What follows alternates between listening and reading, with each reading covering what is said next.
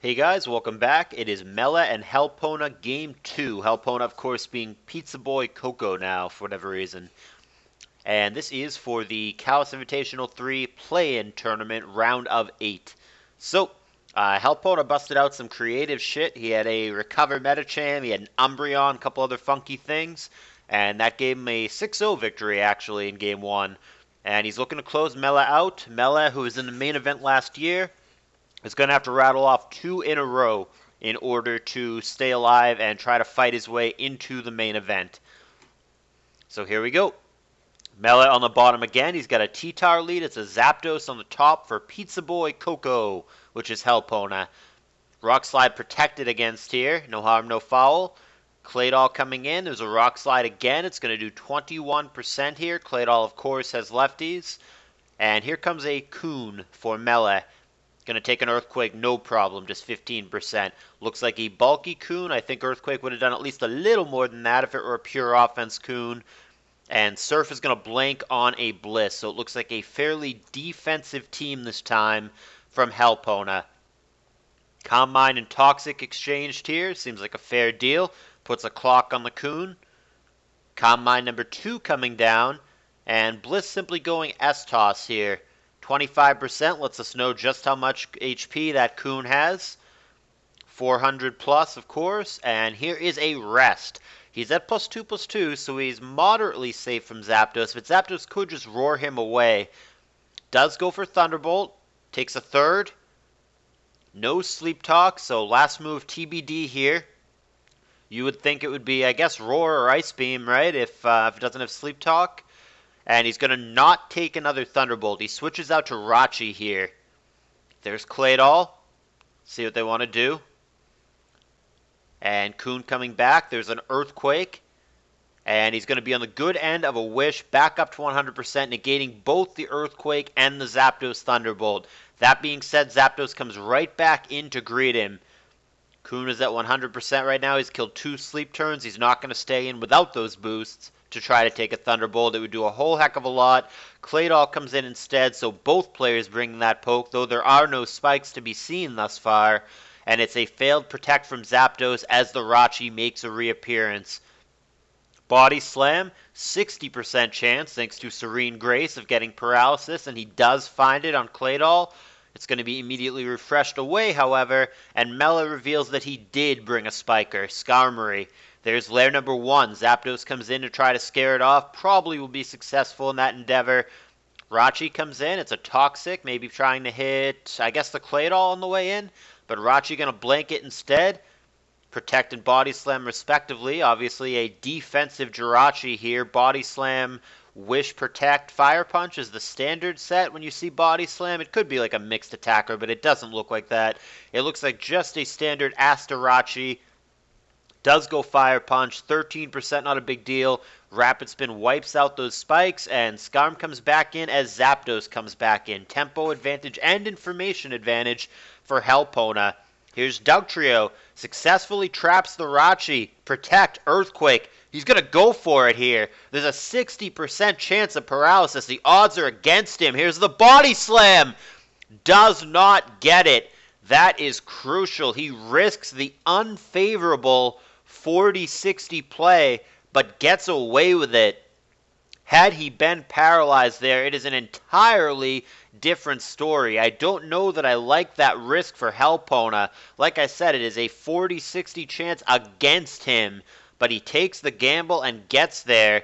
Sometimes risks pay off, and this might be one of those times. All of a sudden, Melle, in addition to having his Skarmory just blown up by the Thunder on Rachi, Thunder, not Thunderbolt, all of a sudden, Melle is very far behind at 6-4 here. Coon has set up a little bit again, but Zapdos coming in just in time to save the day. Surf is big there, 64%. Coon winning this one-on-one right now despite the type advantage and the superior speed of Zapdos. He goes Thunderbolt again. Melle not willing to kill the Zapdos there because he knows that he'd get revenge killed by the Dugtrio, which is not paralyzed. That was such a crucial sequence. Claydol comes in, now Coon comes in. We still don't know the Coon, or we do, I lied. We saw Roar, so we do know the full Coon set.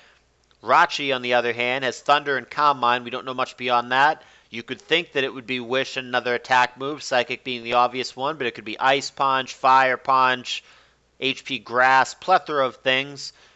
A lot of switching here. We end up with Claydol and T-Tar. Claydol receiving Wish for Coco back up to 100%. It's going to be a failed Rapid Spin here. Gengar, the last poke for Melle, blocking it. Only one unrevealed poke still in this game. It belongs to Coco. Psychic there aimed at Gar. Coon blanks it instead. He goes Calm Mind here. Trades that for an Earthquake. That is a blatant over-prediction here. He's trying to hit the T-Tar and it just doesn't. Big Surf. And there is a Rapid Spin. No more spikes, but Claydol took a 65% hit in order to do that. He gets out of the way at this point, and Coon takes the opportunity to rest on the Blissey switch. So the countdown is going to begin to kill those sleep turns. Zapdos comes in, as it religiously has against this Coon. It's got Protect, so pretty good bet that doesn't have Rest. We've seen Protect, Thunderbolt, Toxic. Last move presumably is just Hidden Power. Could be something like Baton Pass or Drill Peck, but it is probably HP Ice and or Grass. Protect Psychic sequence here. Blissey into Claydol now. Psychic blanking off that 8%. Woohoo! Earthquake, a lot more, 36%. There's a Toxic. This Claydol, we've only seen Psychic and Earthquake. We do not know if he has Refresh. He very well may. He could also have Boom that Blissey needs to be aware of. But if he does have it, he doesn't go for it there. And Blissey going for Soft Boiled as the Coon comes in, who I believe has killed one. Make that 2 sleep turns. Am I right? Yep. So he's ready to wake up, but he doesn't want to do it in front of the Zapdos and take a Thunderbolt. Instead, Melle goes to Claydol here. Don't know if he has Refresh, very well may. Now would be a great time to do it, especially on a Protect turn. And that's going to be a wasted Protect here, possibly playing around a Boom, but it is just Refresh. Coon coming in, Hidden Power, super effective, so that rules out HP Ice. All but certainly, that is HP Grass. I'd be pretty surprised if he had HP Electric. And those are the only 2 weaknesses for Coon, so I am going to go out on a limb and say that it is HP Grass. Speaking of which, he's going to critically hit the Claydol here. He does get a Psychic back. The Zapdos is very low, but the critical hit sucks for Doll. He must get out of the way. Gengar is going to come in. Would have been a nice turn to predict that and go for Thunderbolt, but he's not able to pull the trigger. He takes HP Grass instead for much less damage, only 14%. Gengar attempts a Will-O-Wisp, but is protected against. Here's the obvious Blissey switch. Melle not on top of that. He goes Ice Punch trying to kill the Zapdos instead of Will-O-Wisp, which would have been better on the Bliss, but it's not a huge deal either way. He tries it now. He misses. He's on the bad end of an Ice Beam. He's going to be punished for 27% for staying in there. Here's Coon. That comes in on Ice Beam, no problem. He's ready to wake up, but Zapdos very well may come in right as he does, but he has to be careful to not come into a Surf. Instead, it's Calm Mind. Blissey opting for Seismic Toss. I like this approach better for Hellpowna, essentially forcing the Coon to go back to sleep sometime soon, and he's going to go back to sleep now. I think that was a perfectly played sequence for Hellpowna. I think the S-Toss was right, and I think the timing of the Zapdos switch was right, so that was a nice little sequence there. He does go Thunderbolt straight at the Coon. Claydol comes in, gets a little bit of lefties, gets himself out of the red.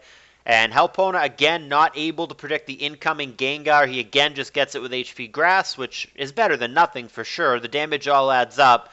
But Thunderbolt at this point, combined with the Sand, would toast that Gar without an issue. Protect and Will-O-Wisp. Blissey comes into Gar again. Ice Punch here, 8%. That was aimed at Zapdos. He also wouldn't mind just randomly freezing anything. Goes Taunt here. And yeah, Blissey says as you wish. However, it is Seismic Toss, not Ice Beam, perhaps thinking Coon was going to come in. Now Coon does come in. Melle out predicting him here. He gets an Ice Beam. It's going to cost him 2 PP to do that because Coon, like Zapdos on the other side, has that pressure ability. Now T-Tar comes in. We see that has 404 HP based on how much the Seismic Toss is doing. Here comes Claydol. That's going to be taunted against here. I don't think that prevents a whole lot. I don't know what non-attack move he would have used here. Of course, he can still switch, but he doesn't. He goes for the attack move Psychic. 16%, better than nothing on Coon. Sleep turn killed. That's the first one he's gotten rid of.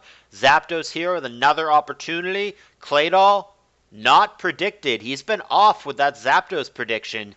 He has missed on Claydol and Gengar a number of times. It's going to be a fourth incorrect prediction in a row, and it's going to cost him the Zapdos. He Thunderbolts into the Doll. Melle has the balls to stay in, and down that goes. So Melle finally gets on the board, but he gets revenge killed not long after, and we find ourselves in a 3-5 situation. Rachi showed his last move there. It is Ice Punch, so it's a Calm Mind Wish Thunder Ice Punch set. Dugtrio comes in on Coon, which I believe has killed one sleep turn, so I believe that means it's dead. Actually, he might live another Earthquake here, so this might end up just being a trade, which is better than nothing. And Coco pulls it back at this point. He's not comfortable with the situation. I would have stayed in. I don't know how much more use the Dugtrio has, but I guess he really is that worried about the T-Tar. Coon did manage to get a crit on the Rachi on the way in. Thunder from Rachi comes down, nails the T-Tar, doesn't find the 60% power that he's looking for. Claydol on Coon now. Now Rachi on Coon. There's Calm Mind. Both pokes have to be nervous here. +1 Surf does not kill, but it hurts a lot. And Thunder, of course, very threatening here with the para.